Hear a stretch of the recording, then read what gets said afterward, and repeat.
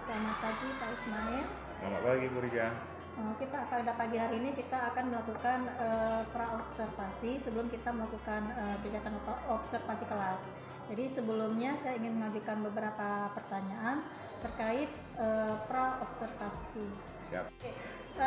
Kira-kira topik yang ingin dibahas di observasi kelas nanti apa ya Pak? Adapun topik yang akan dibahas nanti di observasi kelas adalah makanan dan minuman yang halal serta makanan yang haram menurut Al-Quran dan hadis. Oke, luar biasa sekali. Nah, tujuan pembelajaran yang ingin dicapai kira-kira Kak? Tujuan pembelajaran yang ingin dicapai Ya. siswa nantinya menunjukkan sikap senang mengkonsumsi makanan dan minuman yang halal serta baik bagi mereka dan menjauhkan diri mereka dari makanan-makanan yang haram yang dilarang dalam Al-Quran dan hadis. Oke, jadi tujuannya siswa bisa mengidentifikasi makanan yang halal dan makanan yang haram ya. Oke, kira-kira dalam pembelajaran nanti di kelas area pengembangan yang ingin Bapak capai itu apa ya Pak? Baik, untuk area pengembangan yang ingin dicapai di dalam kelas, kami akan menerapkan bagaimana pembelajaran berdiferensiasi itu bisa diterapkan dalam proses pembelajaran di dalam kelas nantinya. Maka dalam hal ini saya akan melakukan diferensiasi proses dalam proses pembelajaran sehingga nanti siswa dapat menggunakan berbagai macam media yang disiapkan untuk menghasilkan sebuah produk sesuai dengan apa yang kita inginkan, baik itu berupa nyanyian, berupa jurnal, tulisan ataupun berupa gambar, sehingga dengan dari situ kita bisa mengetahui bahwa siswa ini gaya belajarnya beda-beda, kebutuhan untuk belajarnya beda-beda.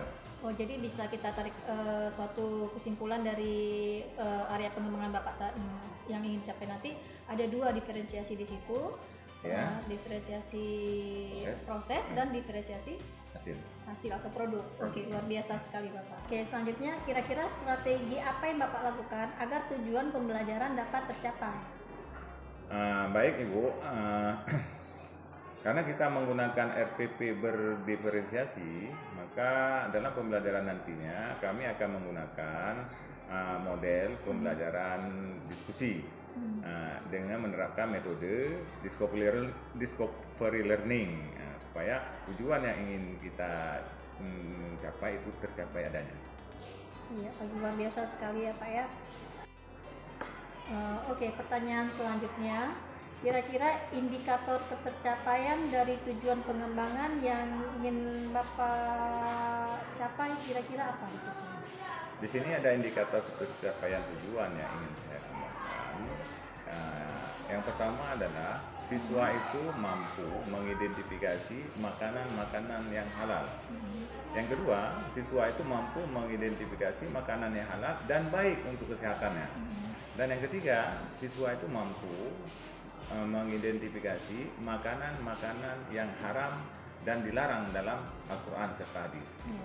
Jadi intinya nanti siswa menemukan sendiri ya Pak ya, siswa menemukan sendiri dari proses pembelajaran yang akan Bapak lakukan, siswa dapat mengidentifikasi mana makanan yang halal dan haram, yang baik dan yang tidak baik bagi kesehatan. Ya, Jadi, Pak. ya. Oke Pak, nah, kira-kira kalau boleh tahu kapan saya bisa melakukan observasi di kelas Bapak? Saya punya waktu hari Rabu jam 3.4 itu di kelas 21. Materi yang akan kita bahas di bab 11 tentang makanan dan minuman yang halal serta makanan yang haram menurut Al-Quran dan hadis. Oke. Terima kasih Bapak, sampai ketemu hari Rabu. Sampai jumpa Ibu. Terima kasih.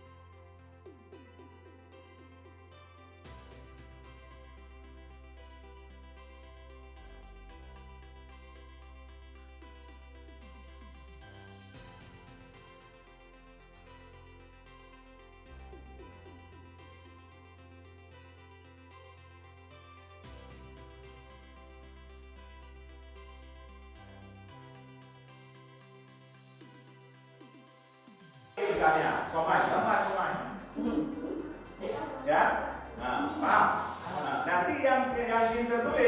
yang bisa menulis, ya, buat kamu tulisan makanan yang halal ini. Paham? Dah.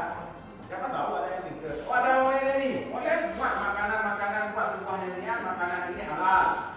Buat penyanyianmu bagaimana mengaransemen, mengarang lagu, makanan dan minuman ya. Dari sekarang dimulai, nanti ketika besar, tak jadi pencipta lagu. Ya.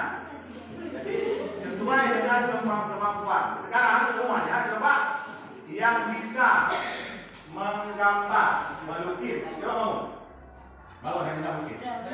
Yang mau melukis, oke, tidak apa-apa, tak berat-berat, Paris, siapa nama?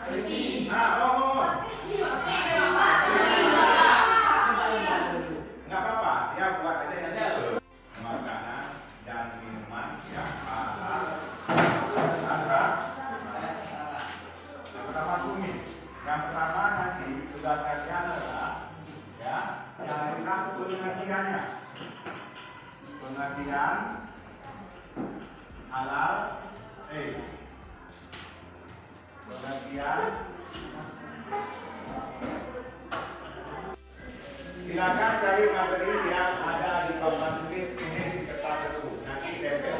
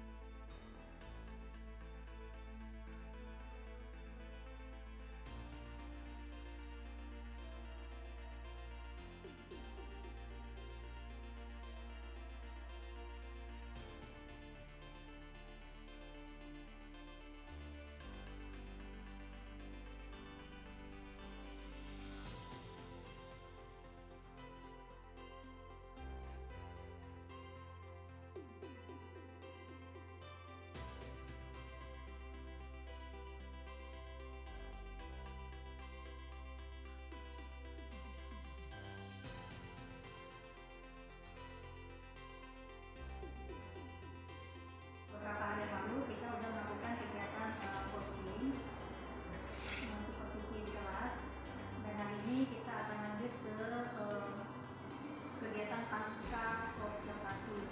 Jadi saya ingin menanyakan bagaimana perasaan Bapak dari awal kita melakukan pra-observasi, kita observasi, dan hari ini kita masuk ke pasca observasi. Bagaimana perasaan Bapak? Alhamdulillah. Pertama, perasaan saya alhamdulillah senang karena di observasi ini saya juga mendapatkan pengalaman baru di mana saya mulai belajar menggunakan EPP berdiferensiasi, di mana EPP ini lebih berpihak kepada siswa. Ya. Oke. Jadi senang ya Pak ya. Alhamdulillah. Nah, kira-kira apakah dalam pembelajaran kemarin itu strategi pembelajaran yang Bapak inginkan itu tercapai semua? Secara keseluruhan kalau dikatakan tercapai, menurut saya sekitar 90% itu semua apa yang kita rencanakan di awal itu tercapai. Cuma ada beberapa hal yang mungkin bermasalah di teknis saja, mungkin persiapannya yang kurang matang atau kitanya yang sedikit veteran dan atau baru gitu.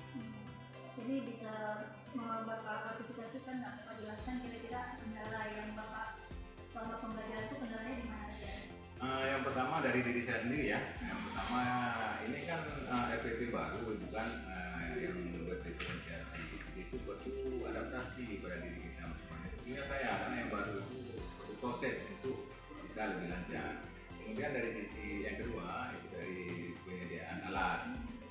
Karena kita di sini kan bangunan satu, maka ada hal-hal seperti penyiapan fokusan yang sebenarnya agak molor dari waktu yang telah kita tentukan.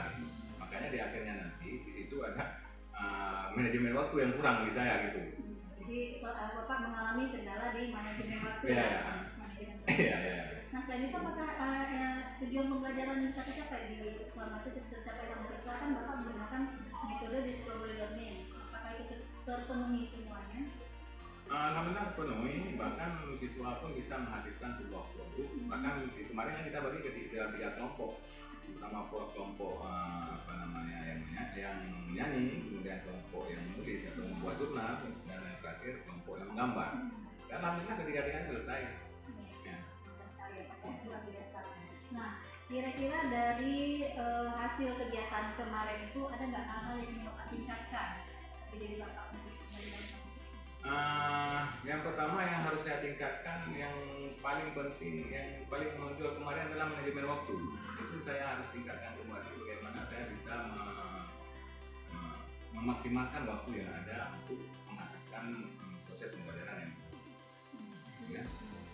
Jadi kira-kira apa sih yang Bapak lakukan di situ untuk memaksimalkan? Baik, yang pertama kita lakukan adalah proses persiapan yang lebih cepat. Yang kedua kan kita sendiri itu harus lebih sigap, harus lebih telaten dalam mengelola waktu itu, sehingga apa yang akan kita lakukan dalam kelas itu bisa runtut ya dari A sampai C sesuai dengan apa yang kita inginkan dan tidak memakan waktu mata pelajaran lain. Oke, dalam otomatis dalam pelaksanaan apa yang ingin Bapak tingkatkan, pasti kan membutuhkan orang-orang yang bisa membantu Bapak. Kira-kira di sini yang membuat saya yang pertama adalah teman sejawat. Nah, ini otomatis itulah mulai Bu Rija Darmayanti yang mengajarkan saya bagaimana menggunakan RPP berdiferensiasi, karena selama ini saya memang blank atau nggak tahu, mungkin hanya dengar bagaimana aplikasinya di lapangan, saya nggak tahu. Cuma dekat dengan itu alhamdulillah ini tercerahkan. Kemudian pihak lain seperti anak-anak kita minta berupaya untuk menyiapkan anak-anak supaya ketika kita melakukan proses pembelajaran itu bisa lancar sesuai dengan apa yang kita harapkan. Nah, juga penting itu adalah motivasi untuk belajar. Ya. Selanjutnya tindak lanjut apa yang ingin Bapak lakukan? Dalam hal peningkatan pembelajaran untuk di pertemuan berikutnya. Yang pertama kita kan ada istilahnya setelah pembelajaran itu anak-anak menilai kita refleksi ya. Jadi yang pertama saya akan menggunakan refleksi itu untuk perbaikan ke depan. Melihat apa aja kekurangan yang saya alami yang terdapat pada diri saya ketika saya melakukan proses pembelajaran ini. Di hari-hari berikutnya kekurangan itu yang ada kita pertahankan, yang kurang kita tambah. Supaya apa? Supaya hasil pembelajaran itu lebih maksimal. Oke, luar biasa